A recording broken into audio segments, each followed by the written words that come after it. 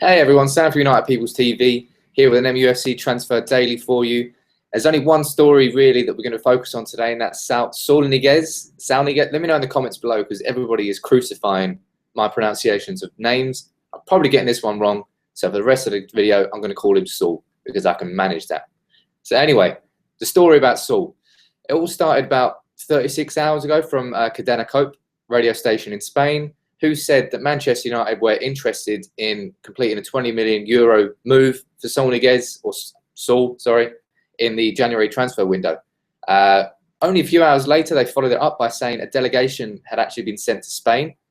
And within the space of about 12 hours after that, Mundo Deportivo had quotes from an Atletico representative who's saying that it doesn't matter, Saul Niguez is not for sale. Now this, as I said, this has all happened within the space of 36 hours roughly. And what do we make of this story? It's something that develops that quickly. You've got to pay attention to really. And the fact that Mundo Deportivo have gone as far as quoting an Atletico Madrid official by saying he's not for sale indicates something that's going on behind the scenes. For those who don't know, he's a 21-year-old midfielder, plays for Atletico Madrid.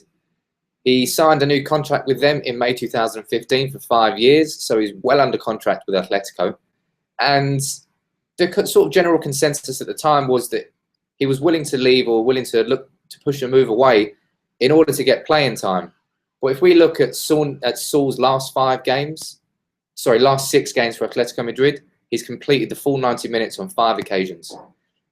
So I think it's safe to say playing time is not a problem for him anymore. But this is a very strange transfer story in the fact that Saul plays in central midfield, where he's played the majority of his games this season.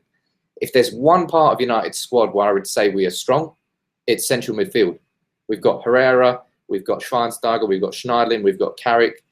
At a real push and desperation, you could put Fellaini in there, although you really shouldn't. Maybe even Mata in a sort of more advanced left central midfield role that Di Maria used to play.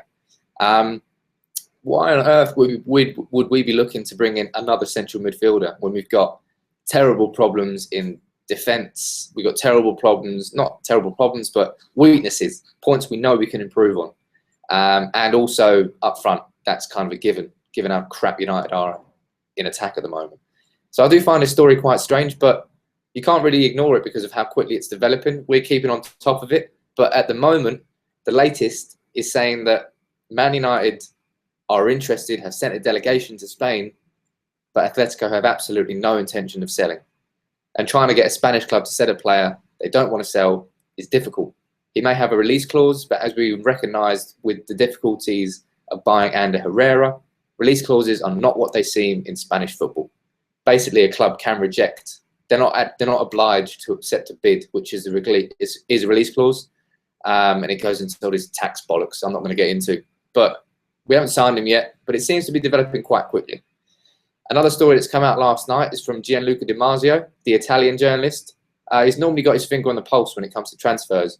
Quite a big story last night, saying that Jorge Mendes, obviously super agent responsible for Ronaldo, Nani, Rojo, Martial, Falcao, he's got a great working relationship with United, saying that Jorge Mendes is determined to bring none other than Jose Mourinho to Old Trafford in June, and also a striker called, what's his name?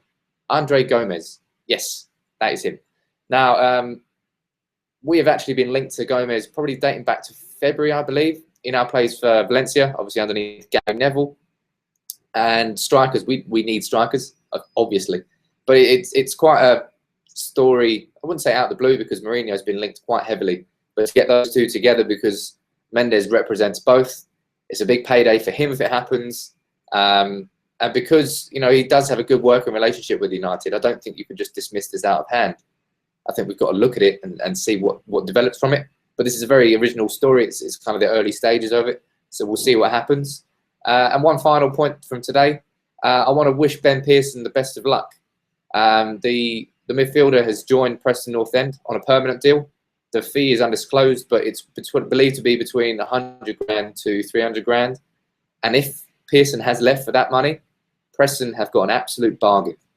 I watched Pearson through the under-18s where he won the Jimmy Murphy Young Player of the Year awards.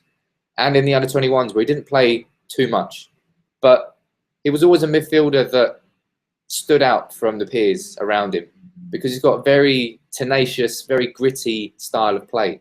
The only comparison I always draw is Roy Keane, not in the fact that he's going to be the new incarnation of Roy Keane, but he just reminded me of Roy Keane when he played. Full-blooded, didn't shy from tackles, a real sort of presence on the pitch. And I'm a little bit disappointed that United didn't give him a chance, especially after Van Gaal's given so many youngsters chances. I just thought it was a perfect opportunity for him to, be given an opportunity, but it wasn't to be. I wouldn't be surprised if we played against Pearson in the Premier League in like 2-3 years' time. I think he's got all the attributes to go on to be a cracking little player. As he's about 21, I think he is, and he's got just under 50 Football League appearances now from his loan spell at Barnsley. I think he's going to do a great job at Preston. So good signing for you, Preston, and good luck, Ben. And hopefully we'll see you in the future. That's it for an MUFC Transfer Daily today. Obviously, the main story is Saul Niguez. Better call Saul. Let me know in the comments below what you think about these stories. Is Saul a player you'd like to see? Have you seen much of him? Let me know if you can offer some more insight. We'll actually be speaking to someone from Atletico Madrid, not the actual club itself, but somebody who's seen Saul play, to offer us a little bit more insight into what sort of player he is. Like the video as always, please. It helps United People's TV. And subscribe if you're new. And we'll be back after the Newcastle game tonight, where hopefully we pick up 3 points and score some goals. But don't hold your breath.